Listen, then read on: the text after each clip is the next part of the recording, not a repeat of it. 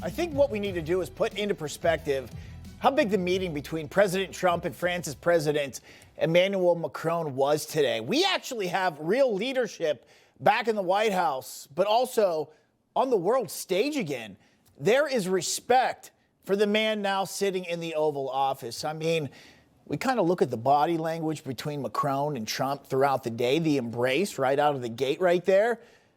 Whether Macron wanted to or not, whether Trump forced his hand or not, the respect is clearly there. Just listen to the compliments that both men said today. The relationship's been very special with France and very special with this gentleman on my right.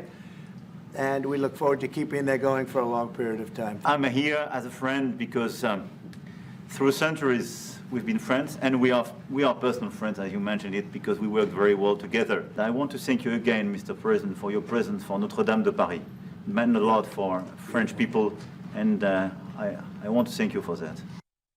Well, there you hear, they are actual friends. And just after a little more than a month in office, President Trump has successfully recruited the leader of a major world superpower to say enough is enough. And he did so in front of the TV cameras. The war in Ukraine, it needs to end. Now, I don't know exactly what's being said behind closed doors, but Macron went as far as to admit the European Union, it needs to do more. We are also well aware that Europeans need to do more for security in Europe, for defense in Europe, and to more fairly share the security burden that your country's been carrying for so many years. Finally, a leader from Europe had the guts to say that, because we all know it's true. That statement is made because of one thing. That is the Trump effect. That is it. My, how far we have come in less than 5 weeks of Trump being back in office. And I'm trying to read what he's doing throughout all this. And I have to say, this is going to get tough for Russia and Ukraine not to come to terms and end this thing. Today it was France jumping on board. Last week it was Saudi Arabia clearly jumping on board, hosting the beginning of the peace talks. And this afternoon, Macron said it, whether he was supposed to or not. Other European countries, they are waiting to jump on board with this as well and get involved. Europeans are ready to do even more and to go even farther. And several leaders said that to me before I came here to meet you. Mr. President, dear Donald, you spoke about this peace through strength. We fully share that. Turns out it works. Peace through strength. Now, eventually, Trump is going to get all the world players on board with this one way or another. And then what's Russia and Ukraine? What are they going to do? Trump is going to coalesce the developed nations of the world to end the suffering and the killing and begin rebuilding. How are they going to back out? They'll levy all kinds of consequences from economic to military. Like I said, in a couple of weeks, it is going to be tough for them to get out of this. And Trump was talking about it today. The finish line could be closer than you think. I will be meeting with President Zelensky. In fact, he may come in this week or next week to sign the agreement, and which would be nice. I'd love to meet him. Would meet at the Oval Office. So the agreement's being worked on now. They're very close to a final deal. It'll be a deal with rare earths and various other things. And he would like to come, as I understand it, here to sign it. And that would be great with me. Nice to hear American taxpayers are going to recoup some of this. And he's not saying any of that on accident. Trump appears to be calm in suggesting Putin and Zelensky that they are going to want a deal. But I think it's brilliant. A simple suggestion like that Zelensky will meet with him in just a few weeks. It seems just that simple. It's not. That is maximum pressure. Today with Macron standing next to him and Macron himself calling for an end to what is a world catastrophe is the beginning of maximum pressure. But that is what Trump does. He makes deals. He always has. The man works. I don't know when he sleeps. He never stops. And he said it himself today. I think Russia, likewise. I've spoken to President Putin, and my people are dealing with him constantly, and his people in particular. And they want to do something. I mean, that's what I do. I do deals. My whole life is deals. That's all I know is deals.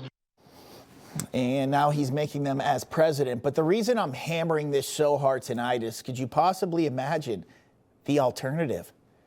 First, look at Biden, who let this war break out, and then his replacement, which was going to be his VP, Kamala Harris, where virtually no progress in ending this war was ever achieved during their administration. Trump said today that no one has been talking to Russia. No one. I will say this, before I came here, there was no communication with Russia whatsoever, and Russia wasn't answering calls. They were not talking to anybody. They wouldn't talk to anybody, and people sort of accepted that as being that they want to go forward and just keep going without stop. So in 3 years, it had got to the point where no one was communicating with anyone, and people were dying, and billions of dollars were flying out the door. That just seems crazy to me. But the whole Biden-Harris administration seemed crazy to me, with the left-wing media complicit in it all.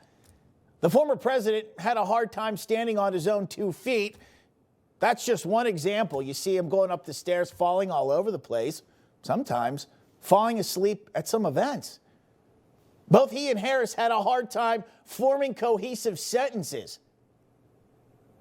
Dealing with everything we have to do with, look, I'm going to continue to move until we get the total ban on the total initiative relative to what we're going to do with more Border Patrol and more asylum officers. President Trump? I really don't know what he said at the end of that sentence. I don't think he knows what he said either. I was an 8 handicap. Yeah. 8. Never. But I have, you know how many? I've seen you swing. I know you swing. You are civic leaders. You are community leaders. You are mentors. You hire locally. You believe in the community, and you're part of the glue of the fabric that holds communities together. I mean, and you wonder why the world was falling apart. Well, that, everybody, was Exhibit A. And left-wing media outlets are claiming the fact that Trump is starting to recruit the world to get behind him in ending a war, that somehow he's green-lighting a victory for Putin. Do a quick Google search. You'll see headlines like this one you're about to see all over the place. Quote, Trump is Putin's weapon on Ukraine, giving Moscow the victory that it failed to win on the battlefield. So here's what I want to know now. Are these same media outlets, are they going to say the same thing about Emmanuel Macron in France? They should, right? And when other countries get on board in the effort to end the suffering and death, are they going to write those similar headlines? Because based on what I heard today, more countries are about to get on board. You see, I say this all the time. It's always some kind of irrational hypothetical that Democrats and liberals, they drum up to freak out the American public.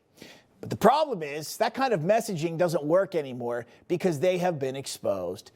And they really become exposed when that narrative gets blown out, like when other world leaders begin to follow the leadership of our president. They just don't get their logic. They're destroying themselves from within, and they can't seem to stop it. And the American people clearly don't understand it either. That is why Trump's approval numbers, they are so high right now.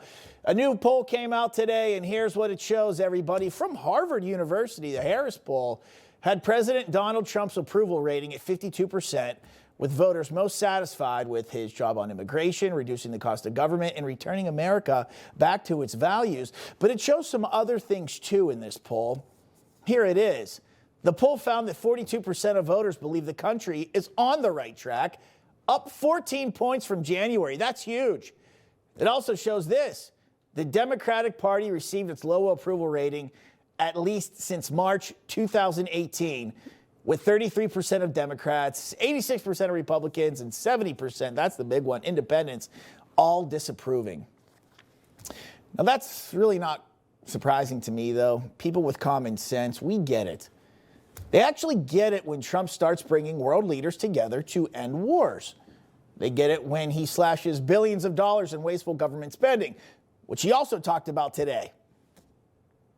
It'll be very good for our country. Our country will be extremely liquid and rich again. Plus, we're doing other things, as you know. We're finding tremendous waste, fraud, and abuse at levels that nobody thought possible. You're seeing what's going on. And that was also part of the Harvard poll. Do you agree with what President Trump is doing with Elon and others that are looking for the waste, fraud, and abuse? And the numbers were staggering.